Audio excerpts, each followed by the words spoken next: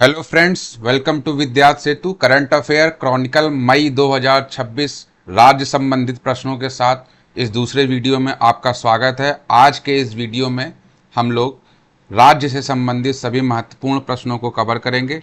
चलिए शुरू करते हैं आज के इस वीडियो का पहला क्वेश्चन है, भागलपुर में स्वीकृत सबौर गोनू धाम रेलवे बाईपास की कुल लंबाई कितनी है। तो इसकी कुल लंबाई कितनी है, इसकी जो है वो साबौर गोनू धाम की कुल रेलवे बाईपास की कुल लंबाई कितनी है। तो इसकी कुल लंबाई जो है वो ऑप्शन ए दिया हुआ है 10.50 किलोमीटर, 12.25 किलोमीटर, 13.38 किलोमीटर, 15 किलोमीटर। इसका सही ऑप्शन है ऑप्शन नंबर सी, 13.38 किलोमीटर इसका बिल्कुल सही ऑप्शन है। अगला क्वेश्चन है, उसी प्रश्न का एक्सटेंडेड फॉर्म है कि सबौर गोनूधाम रेलवे बाईपास परियोजना की अनुमानित लागत लगभग कितनी है। कितनी इसकी अनुमानित लागत है। तो इसकी अनुमानित लागत जो है वो आपकी 150 करोड़ है, 205.84 करोड़ है, 303.24 करोड़ है, 20 करोड़ है, या फिर 450 करोड़ है। तो इसका सही जवाब है आपका 52 का ऑप्शन नंबर सी, 3.3.20 इसका बिल्कुल सही ऑप्शन है। अगला है, कनेक्टिविटी के लिहाज से सबौर गोनूधाम रेलवे बाईपास जिन्हें आपस में जोड़ता है, किन्हें आपस में जोड़ता है, वो कौन कौन सी दो चीज़ें हैं जिनको आपस में जोड़ता है कनेक्टिविटी के हिसाब से। तो इसको अगर हम देखेंगे तो इसमें चार ऑप्शन इसमें भी दिया हुआ है। जमालपुर हाल्ट को साहिबगंज रेलवे स्टेशन से, बरहट भागलपुर सेक्शन से, गोनूधाम हाल्ट को भागलपुर साहिबगंज सेक्शन से, साबौर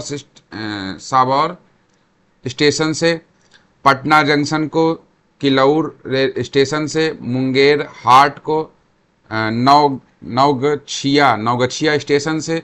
तो इसका जो सही ऑप्शन होगा, देखिए इसमें आपको दिखाई दे रहा है कि सबौर और गोनूधाम की बात की जा रही है। तो गोनूधाम हॉल्ट और सबौर यहाँ पे ऑप्शन में दिया हुआ है, इसका ऑप्शन नंबर बी जो है वो बिल्कुल सही होगा। अगला क्वेश्चन है, भागलपुर का नया रेल बाईपास किस रेलवे जोन के अधिकार क्षेत्र में आता है, या किस रेलवे अधिकार क्षेत्र में आता है। पूर्व मध्य रेलवे में आता है, उत्तर मध्य रेलवे में आता है, पूर्व रेलवे में आता है, दक्षिण पूर्व रेलवे में आता है। तो इसका सही जवाब होगा ऑप्शन नंबर सी, पूर्व रेलवे में जो है वो ये आता है। अगला क्वेश्चन है, भारतीय रेलवे के 19 जोनों में से एक पूर्व रेलवे ईस्टर्न रेलवे का मुख्यालय कहाँ स्थित है। तो इसका मुख्यालय कहाँ स्थित है, हाजीपुर में है, गोरखपुर में है, गुवाहाटी में है, या फिर कोलकाता में है। तो इसका सही ऑप्शन है कोलकाता, ऑप्शन नंबर डी बिल्कुल इसका सही ऑप्शन है। अगला क्वेश्चन है, पूर्व रेलवे जोन की स्थापना कब हुई थी। पूर्व रेलवे जोन की स्थापना कब हुई थी। तो इसकी स्थापना जो है वो 14 अप्रैल 1952 में हुई थी। 14 अप्रैल 1952 में हुई थी। 22 मार्च 2026 को बिहार ने अपना कौन सा स्थापना दिवस यानी कि बिहार दिवस जो है वो मनाया है। कौन सा मनाया है। तो ये जो है 110वां मनाया है, 112वां, 114वां या 115वां। तो इसका सही जवाब होगा 114वां। ऐतिहासिक पृष्ठभूमि के अनुसार बिहार को बंगाल से अलग कर एक स्वतंत्र राज्य का दर्जा किस वर्ष दिया गया था। स्वतंत्र राज्य का दर्जा किस वर्ष दिया गया था, जब बिहार को जो है वो बंगाल से अलग किया गया था। तो इसका जवाब क्या हो सकता है, 22 मार्च 1905, 22 मार्च 1912, 22 मार्च 1936, 22 मार्च 1947। तो इसका सही जवाब होगा आपका ऑप्शन नंबर बी, 22 मार्च 1912। तो देखिए 22 मार्च की डेट तो याद ही रखनी है, साथ में साल आपको याद रख लेना 1912। ठीक है, ये आपकी जो है वो सही ऑप्शन है, ऑप्शन नंबर बी। चलिए अगला क्वेश्चन देखते हैं। नेक्स्ट क्वेश्चन है क्वेश्चन नंबर 59। वर्ष 2026 के बिहार स्थापना दिवस समारोह का मुख्य थीम क्या रखा गया था? मुख्य थीम क्या रखा गया था? सशक्त बिहार, समृद्ध बिहार, उन्नत बिहार, उज्जवल बिहार, बढ़ता बिहार, बदलता बिहार, आत्मनिर्भर बिहार। तो इसका जो सही ऑप्शन है, ऑप्शन नंबर है बी, उन्नत बिहार, उन्नत बिहार, उज्जवल बिहार। ये इसका बिल्कुल सही ऑप्शन है। चलिए अगला क्वेश्चन देखते हैं। क्वेश्चन नंबर 60 है, 114वें बिहार स्थापना दिवस के अवसर पर 3 दिवसीय राज्य स्तरीय समारोह का आयोजन कहाँ किया गया, जिसका उद्घाटन मुख्यमंत्री नीतीश कुमार ने किया है? तो इसका जो है वो उद्घाटन किसने किया है, कहाँ पे किया गया है इसका? श्री कृष्ण मेमोरियल हॉल पटना में, बापू सभागार पटना में, ऐतिहासिक गांधी मैदान पटना में, या फिर राजगीर खेल परिसर में किया गया है? तो इसका सही जवाब है ऑप्शन नंबर सी, ऐतिहासिक गांधी मैदान पटना। चलिए अगला क्वेश्चन देखते हैं। हर साल बिहार के गठन के उपलक्ष्य में बिहार दिवस किस तिथि को मनाया जाता है? बिहार दिवस कब मनाया जाता है? तो बिहार दिवस जो है वो 22 मार्च को मनाया जाता है। अभी इस पीछे क्वेश्चन में डिस्कस कर चुके हैं। ईयर कौन सा था? 1913। 16 मार्च 2026 को घोषित परिणामों के अनुसार बिहार में राष्ट्रीय जनतांत्रिक गठबंधन एनडीए ने राज्यसभा की कितने सीटों पर जीत दर्ज की है? एनडीए जो है वो बीजेपी के साथ जो अलायंस है उसको बोला जाता है राष्ट्रीय जनतांत्रिक गठबंधन, एनडीए जिसको बोला जाता है। और जो कांग्रेस के साथ है उसको यूपीए बोला जाता है। वो यूपीए की सरकार थी, जैसे मनमोहन सिंह जिसमें प्रधानमंत्री थे, उसकी बात है। तो ये दोनों के फुल फॉर्म याद रखिएगा कि एनडीए किसको बोलते हैं, यूपीए किसको बोलते हैं। तो इसमें जो है आपसे पूछा जा रहा है कि राज्यसभा की कितनी सीटों पर जीत दर्ज की है। तो इसका सीधा सा जवाब है कि सभी 5 सीटों पर जो है वो जीत दर्ज की है।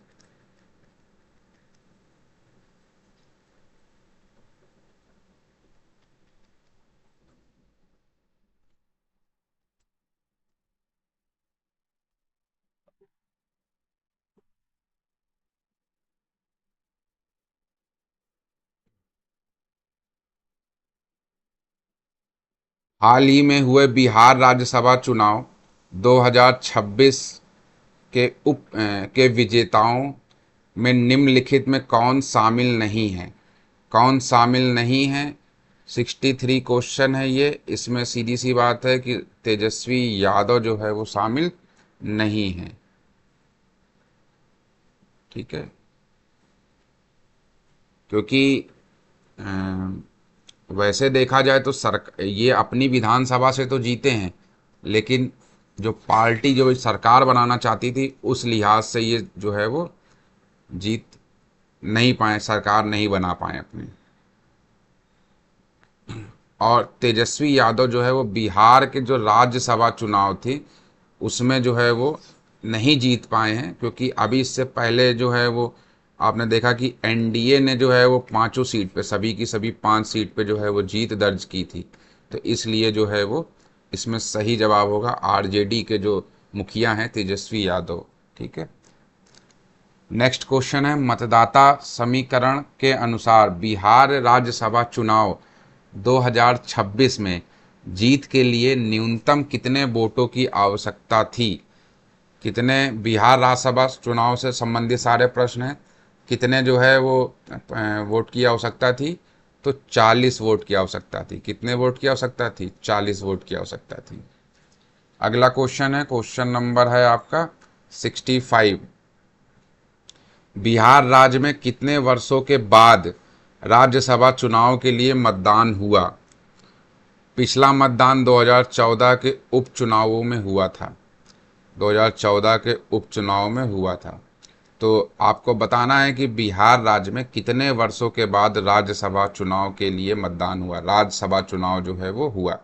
तो राज्यसभा चुनाव जो है वो आपको 1 दशक के बाद हुआ। 1 दशक मतलब कि 10 वर्ष। एक दशक का मतलब होता है 10 वर्ष, एक शतक का मतलब होता है 100 साल।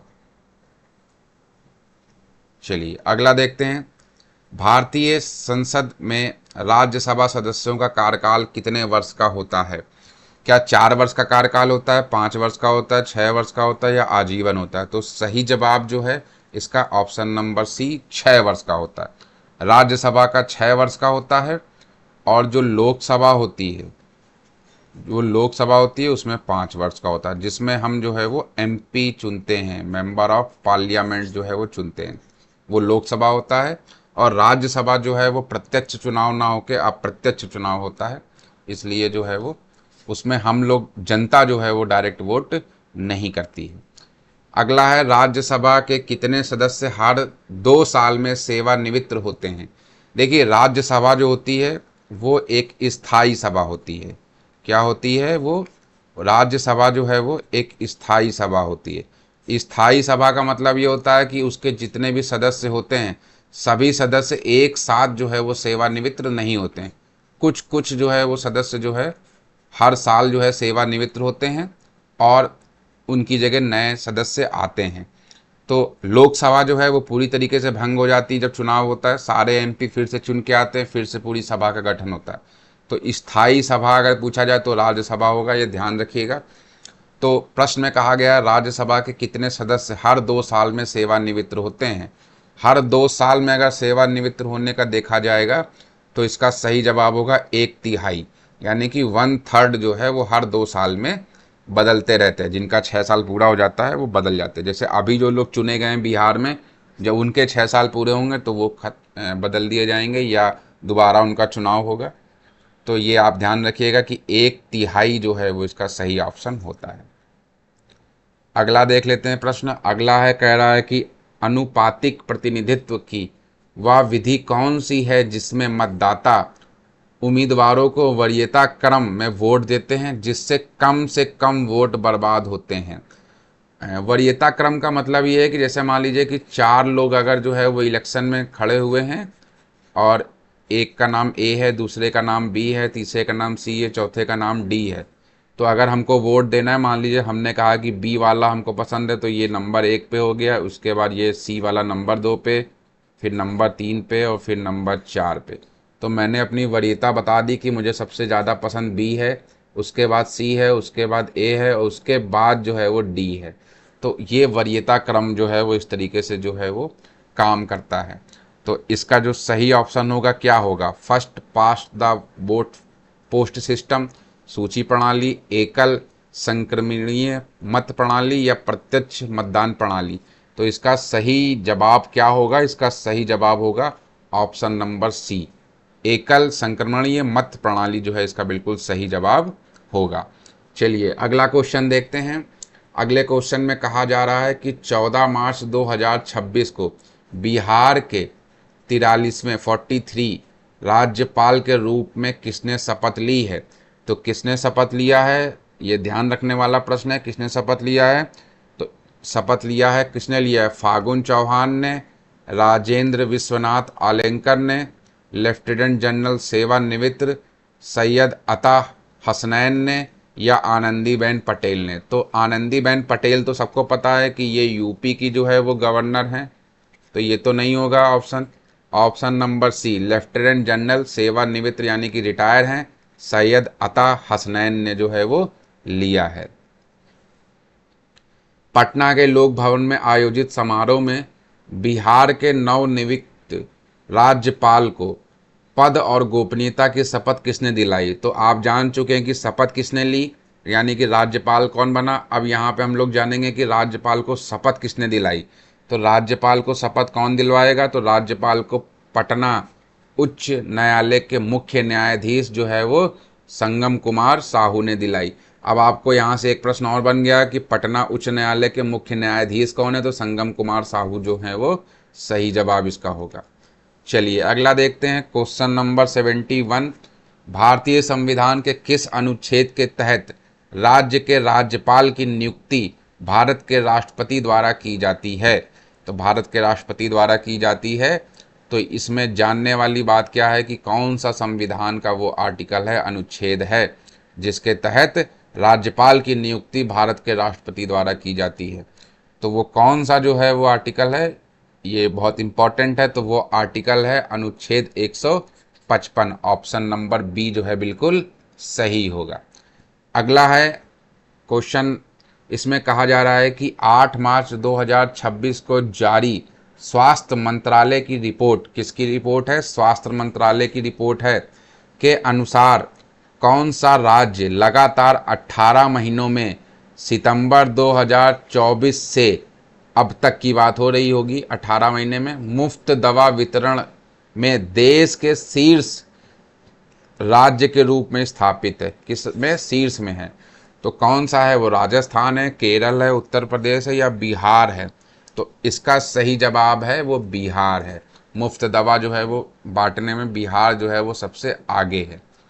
अब मुफ्त दवा वितरण में अग्रणी बिहार पता चल चुका है आपको कि बिहार जो है सबसे इसमें अग्रणी है, यानी सबसे आगे है। राज्य के सुधार तंत्र के तहत अस्पतालों में आवश्यक दवाओं के लिए कौन सी सूची लागू है? कौन सी सूची लागू है? इसमें 4 ऑप्शन दिए हुए हैं। MML option number A minimum medicine list, EDL essential medicine list, CML common medicine list या PDL प्राइमरी ड्रग लिस्ट। तो कौन सी लिस्ट जो है वो शामिल होगी इसमें? तो इसका सही जवाब है आपका option number B, essential medical medicines जो है वो लिस्ट जो है वो इसका सही जवाब होगा। अगला क्वेश्चन देख लेते हैं, दवाओं की खरीद। दवाओं की खरीद, आपूर्ति श्रृंखला, इन्वेंट्री और वितरण को डिजिटल रूप से ट्रैक करने वाली वेब आधारित प्रणाली को क्या कहा जाता है? क्या कहा जाता है इसको? तो इसका जो है वो सही ऑप्शन क्या हो सकता है? क्या कहा जाएगा? ई संजीवनी कहा जाएगा या DVDMS कहा जाएगा, यानी औषधि एवं टीका वितरण प्रणाली कहा जाएगा, या कोविन कहा जाएगा, या ई औषधि कहा जाएगा। तो आपको पता है कि कोविन जो है वो कोविड की वैक्सीन से संबंधित है, ई संजीवनी भी नहीं है। इसका सही जवाब है option number B. Option number B जो है इसका बिल्कुल सही जवाब है। चलिए अगला क्वेश्चन देखते हैं। क्वेश्चन में कहा जा रहा है कि हाल ही में घोषित जननायक कर्पूरी ठाकुर किसान सम्मान निधि के तहत पात्र किसानों को प्रति वर्ष कितनी सहायता राशि दी जाती है? बहुत ही जरूरी क्वेश्चन है कि जननायक कर्पूरी ठाकुर किसान सम्मान निधि के तहत जो है वो कितनी राशि जो है वो दी जाती है जो है वो किसानों को।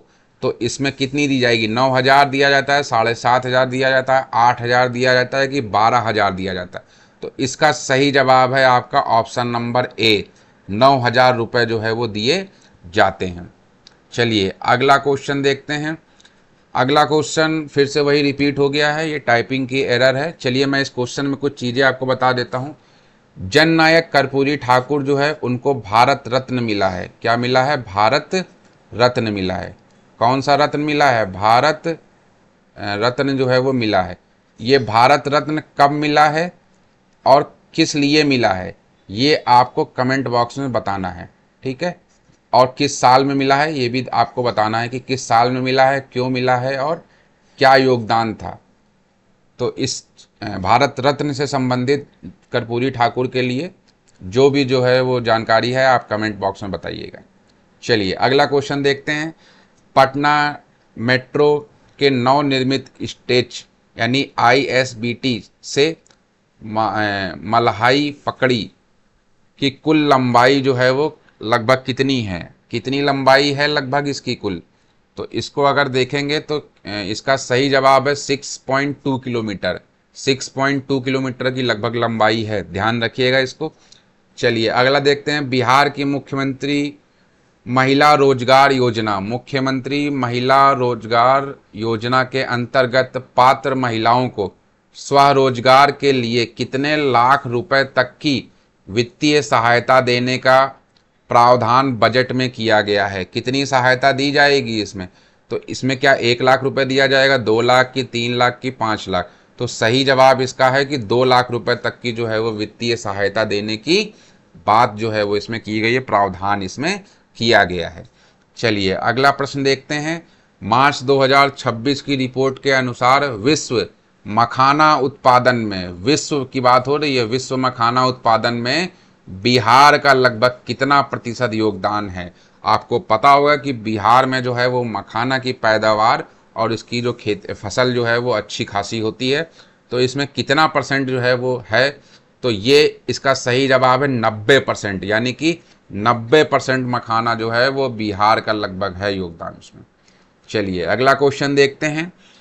अगले क्वेश्चन में कहा जा रहा है कि मार्च 2026 में मुख्यमंत्री नीतीश कुमार की समृद्धि यात्रा का समापन कहाँ हुआ। समापन कहाँ हुआ, जिसके साथ ही कई विकास परियोजनाओं का उद्घाटन किया गया। तो मुख्यमंत्री नीतीश की जो समृद्धि यात्रा थी, वह समृद्धि यात्रा का जो समापन है वो गया में किया गया, भागलपुर में किया गया, पटना में किया गया या मुजफ्फरपुर में किया गया। तो इसका सही जवाब क्या होगा, इसका सही जवाब जो है वो आपका है पटना। पटना क्या है, बिहार की क्या है, पटना राजधानी है। चलिए अगला जो है क्वेश्चन है हमारा क्वेश्चन नंबर 81। 20 क्वेश्चन और बचे हैं, इसको भी कवर कर लेते हैं। इसमें कहा गया है कि 17 मार्च 2026 को CARA केंद्रीय दत्तक ग्रहण संसाधन प्राधिकरण द्वारा मध्य प्रदेश में तीसरी क्षेत्रीय परामर्श कार्यशाला का आयोजन कहाँ किया गया। इंदौर में किया गया, भोपाल में किया गया, ग्वालियर में किया गया, जबलपुर में किया गया। तो इसका सही जवाब है ऑप्शन नंबर बी, भोपाल में किया गया है। भोपाल में आयोजित CARA का फुल फॉर्म पिछले क्वेश्चन में बता चुके हैं, तो आपको नाम भी याद रखना है। भोपाल में आयोजित CARA की क्षेत्रीय परामर्श कार्यशाला का मुख्य विषय क्या था। मुख्य विषय क्या था, बाल शिक्षा और पोषण था, महिला एवं बाल सुरक्षा था, विशेष आवश्यकता वाले जिनको दिव्यांग बोलते हैं बच्चों के गैर संस्थागत पुनर्वास को बढ़ावा देने के लिए था, या अनाथालयों का आधुनिकीकरण करने के लिए था। तो इसका सही जवाब है ऑप्शन नंबर सी, विशेष आवश्यकता वाले जो दिव्यांग बच्चे होते हैं, जिनको दिव्यांग को पहले कहा जाता था विकलांग, उसी की बात हो रही है। बच्चों के गैर संस्थागत पुनर्वास को बढ़ावा देने के लिए ये इसका जो है ये योजना का मुख्य विषय था। चलिए अगला क्वेश्चन, CARA कि इस कार्यशाला यानी कि केंद्रीय क्षेत्र में मध्य प्रदेश के अलावा किन अन्य राज्यों ने प्रतिभाग किया है। किन अन्य राज्यों ने प्रतिभाग किया है, तो इसका सही जवाब होगा राजस्थान होगा, गुजरात होगा, महाराष्ट्र गोवा होगा, बिहार झारखंड होगा, छत्तीसगढ़ उत्तर प्रदेश और उत्तराखंड होगा। तो कौन सा इसका सही जवाब होगा, तो इसका सही जवाब होगा option number D, Chhattisgarh Uttar Pradesh और उत्तराखंड जो है इसका बिल्कुल सही जवाब होगा। जुवेनाइल जस्टिस अधिनियम, जुवेनाइल आपको पता है ये शब्द उनके लिए इस्तेमाल किया जाता है जो कोई क्राइम करते हैं और जिनकी एज जो है वो 18 से कम होती है, यानी कि जो बालक होते हैं उनके लिए जुवेनाइल जो है वो कारागार भी होता है। तो जुवेनाइल जस्टिस अधिनियम 2015 के तहत दत्तक ग्रहण यानी कि एडॉप्शन जो है वो में किन नागरिकों को प्राथमिकता दी जाएगी। कोई एडॉप्ट करना चाहता है तो उसके लिए किन को प्राथमिकता दी जाएगी, विदेशी नागरिकों को पहले प्राथमिकता दी जाएगी, भारतीय नागरिकों को यानी जो NRI है उनको दिया जाएगा, या भारतीय नागरिकों को दिया जाएगा, या NGO संचालकों को दिया जाएगा। तो किसको दिया जाएगा, तो दिया जाएगा भारतीय नागरिकों को दिया जाएगा, यानी ऑप्शन नंबर सी बिल्कुल इसका सही जवाब है। CARA केंद्रीय दत्तक ग्रहण संसाधन प्राधिकरण किस मंत्रालय के तहत एक वैधानिक निकाय है। किस मंत्रालय के तहत एक वैधानिक निकाय है, इसका क्या सही जवाब होगा। गृह मंत्रालय के तहत है, महिला एवं विकास मंत्रालय, स्वास्थ्य एवं परिवार कल्याण मंत्रालय, शिक्षा मंत्रालय। तो इसका सही जवाब है ऑप्शन नंबर बी, महिला एवं बाल विकास मंत्रालय के तहत जो है वो बिल्कुल सही है। अगला क्वेश्चन देखते हैं, क्वेश्चन नंबर 86 है भारत में अनाथ परित्यक्य यानी कि जिसको छोड़ दिया जाएगा, त्याग कर दिया गया, आत्मसमर्पित बच्चों के दत्तक ग्रहण को विनियमित करने के लिए नोडल एजेंसी कौन सी है? कौन सी नोडल एजेंसी है? क्या वो एनसीपीसीआर है यानी राष्ट्रीय बाल अधिकार संरक्षण आयोग है, या फिर सीबीआई है, केंद्रीय जांच ब्यूरो है, या फिर जो है वो सीएआर है जिसकी बात की जा रही थी अभी, केंद्रीय दत्तक ग्रहण संसाधन प्राधिकरण, या नीति आयोग है? तो आपको पता है कि नीति आयोग जो है वो नहीं होगा, सीबीआई नहीं होगा, ये दो तो नहीं हो सकते। अब बात आती है ऑप्शन ए और सी में कौन सा होगा। तो इसमें देखिए क्या बात की जा रही है, दत्तक की बात की जा रही है, यानी कि अडॉप्ट करने की बात की जा रही है। तो इसमें से कौन सा सही होगा? तो ऑप्शन नंबर सी सही होगा, क्योंकि इसमें भी अडॉप्ट करने की बात कही जा रही है और नाम इसका फुल फॉर्म पीछे भी पढ़ चुके हैं। चलिए अगला क्वेश्चन देखते हैं। क्वेश्चन नंबर 87 तक पहुंच चुके हैं हम लोग। 87 में क्या कह रहा है? 11 मार्च 2016 को केंद्रीय मंत्री ज्योतिरादित्य एम सिंधिया ने भारत नेट ग्रामीण डिजिटल पहल के तहत पहले समृद्ध केंद्र का उद्घाटन कहाँ किया? उद्घाटन कहाँ किया? तो इसका उद्घाटन जो है वो उमरी गांव में किया गया है। ये गुना मध्य प्रदेश में जो है वो है। अगला क्वेश्चन है, समृद्धि केंद्र की पायलट परियोजना किन गांवों में शुरू की गई है? किन गांवों में शुरू की गई है? तो या जो है वो किस में शुरू की गई है, या जो है वो उत्तर, इसका ऑप्शन बी है, उमरी मध्य प्रदेश में की गई है, कोंदरू यानी आंध्र प्रदेश में की गई है, और चौरावाला यानी कि उत्तर प्रदेश में है। तो ये तीन राज्य के तीन जिले हैं। चलिए अगला शुरू क्वेश्चन है 89। इसमें कहा जा रहा है कि एक समृद्ध केंद्र की पहुंच कितने किलोमीटर के दायरे में आने वाले आसपास के गांवों को सेवा प्रदान करने के लिए डिजाइन की गई है? कितने हैं इसमें? तो इसमें जो है वो आपका 5 किलोमीटर बिल्कुल जो है वो सही ऑप्शन होगा। यानी कि 5 किलोमीटर में के दायरे में आने वाले आसपास के गांवों को सेवा प्रदान करने के लिए डिजाइन जो है वो बनाया गया है। ठीक है, चलिए अगला क्वेश्चन है, दुनिया की सबसे बड़े ग्रामीण ब्रॉडबैंड कार्यक्रम में से एक भारत नेट, ध्यान रखना है, ग्रामीण ब्रॉडबैंड कार्यक्रम है भारत नेट, जिसकी बात अभी हम लोग कर रहे थे, का मुख्य लक्ष्य क्या है? जाहिर सी बात है कि लक्ष्य क्या होगा? सभी ग्रामीण स्कूलों को लैपटॉप बांटना, भारत की सभी ग्राम पंचायतों को हाई स्पीड इंटरनेट से जोड़ना, किसानों को मुफ्त स्मार्टफोन देना, या ग्रामीण क्षेत्र में 5G टावर लगाना। तो इसमें से क्या सही हो सकता है? तो इसका सही जवाब है, देखिए लैपटॉप बांटना तो इसका उद्देश्य नहीं हो सकता, सब 5G टावर लगाना भी इसका उद्देश्य नहीं हो सकता, किसानों को स्मार्टफोन भी देना इसका मुख्य उद्देश्य नहीं हो सकता। तो इसका मुख्य उद्देश्य क्या हो सकता है? भारत की सभी ग्राम पंचायतों को हाई स्पीड इंटरनेट से जोड़ना है, इससे जो है वो ग्रामीणों का फायदा होगा। अगला क्वेश्चन है क्वेश्चन नंबर 91। 24 मार्च 2026 को राजस्थान सरकार ने ऐतिहासिक पहचान की पुनर्स्थापना के लिए किन 3 प्रमुख कस्बों के आधिकारिक नाम परिवर्तित कर दिए हैं? तो किन के नाम परिवर्तित किए गए हैं? तो नाम माउंट आबू, कामा और जहाजपुर के जो है वो नाम को जो है वो परिवर्तित किया गया। अगला क्वेश्चन है, प्राचीन अबुर्द संदर्भों के आधार पर राजस्थान के सिरोही जिले में स्थित माउंट आबू का नया नाम क्या रखा गया है? माउंट आबू का नया नाम क्या रखा गया है? तो आबू राज रखा गया है। ऑप्शन नंबर सी आबू राज इसका बिल्कुल सही आंसर होगा। चलिए अगला क्वेश्चन देख लेते हैं। अगला क्वेश्चन है, भरतपुर जिले के ब्रज क्षेत्र स्थित कामा का नाम बदलकर कामवन किया गया। यह पौराणिक वन किस भगवान से जुड़ा हुआ है? यह पौराणिक वन किस भगवान से जुड़ा हुआ है? भगवान राम से जुड़ा हुआ है, भगवान शिव से जुड़ा हुआ, भगवान कृष्ण से, या भगवान परशुराम से? तो इसका सही जवाब होगा आपका ऑप्शन नंबर सी, भगवान श्री कृष्ण से जुड़ा हुआ है।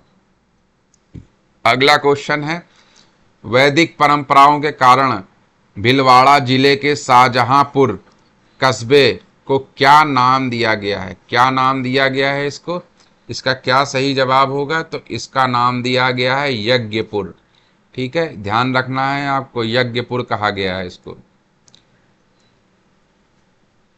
वह प्रक्रिया क्या कहलाती है जिसके तहत औपनिवेशिक काल के प्रतीकों, नामों और कानूनों को हटाकर किसी क्षेत्र या राष्ट्र की मूल भाषाई संस्कृति और ऐतिहासिक पहचान को पुनः स्थापित किया जाता है? वो चीज़ क्या कहलाती है? क्या वो वैश्वीकरण कहलाएगा यानी ग्लोबलाइजेशन का कहलाएगा, आधुनिकीकरण कहलाएगा, मॉडर्नाइजेशन कहलाएगा, या औपनिवेशकरण कहलाएगा, या डीकोलोनाइजेशन कहलाएगा, या फिर उसको राष्ट्रीयकरण कहेंगे यानी कि नेशनलाइजेशन कहेंगे? तो इसका सही जवाब क्या होगा? इसका सही जवाब होगा 95 का क्या सही जवाब होगा? इसका सही जवाब होगा ऑप्शन नंबर सी, डीकोलोनाइज जो है इसका सही जवाब होगा। क्वेश्चन नंबर 96, 28 फरवरी 2026 को प्रधानमंत्री नरेंद्र मोदी ने राजस्थान के किस शहर में 16,680 करोड़ रुपए से अधिक की विभिन्न विकास परियोजनाओं का उद्घाटन और शिलान्यास किया है? तो किसका किया है? जयपुर में किया है, जोधपुर में किया है, अजमेर में किया है कि उदयपुर में किया है?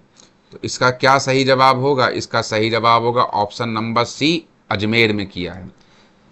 हाल ही में किन प्रमुख राष्ट्रीय राजमार्ग परियोजनाओं के कुछ हिस्सों का उद्घाटन किया गया है?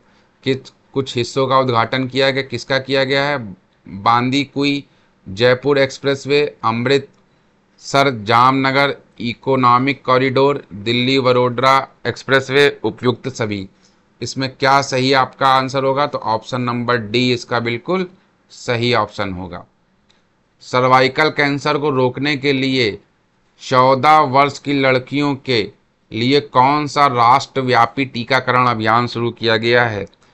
राष्ट्रव्यापी टीकाकरण अभियान शुरू किया गया। रूबेला वैक्सीन अभियान है, पल्स पोलियो अभियान है, ह्यूमन पैपिलोमा वायरस टीकाकरण यानी HPV अभियान है, या कोविड-19 बूस्टर अभियान है?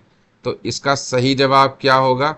देखिए, कोविड वाला नहीं होगा, पल्स वाला नहीं होगा, इसका सही जवाब क्या होगा? इसका सही जवाब होगा ऑप्शन नंबर सी, HPV टीकाकरण। हाल ही में किन प्रमुख पेयजल परियोजनाओं की आधारशिला रखी गई? किसकी आधारशिला रखी गई है? ऑप्शन नंबर ए है नोनेरा और परवन अकावद, सरदार सरोवर और भाखड़ा, गोदावरी और कृष्णा बेसिन, चंबल और बेतवा लिंक। इसमें से क्या सही जवाब है? तो इसका सही जवाब है ऑप्शन नंबर ए, इसका बिल्कुल सही जवाब है। चलिए, इस वीडियो का ये लास्ट क्वेश्चन है, हाल ही में विभिन्न सरकारी विभागों में कितने नवनियुक्त युवाओं को नियुक्ति पत्र बांटे गए हैं? कितने जो है वो युवाओं को नियुक्ति पत्र बांटा गया है? इसका सही जवाब है 21,800 लोगों को नियुक्ति पत्र जो है वो बांटा गया है। तो राज्य के इस दूसरे वीडियो में बस इतना ही। राज्य संबंधित अन्य महत्वपूर्ण प्रश्नों के साथ हम लोग मिलेंगे वीडियो नंबर 3 में, जिसमें आपके और 50 क्वेश्चन को कवर करेंगे, और ऐसे करके जो है वो पूरी क्रॉनिकल मैगजीन का जो चीज़ है वो आपके सामने पूरा आ पाएगा। तब तक के लिए देखते रहिए। Thank you for watching.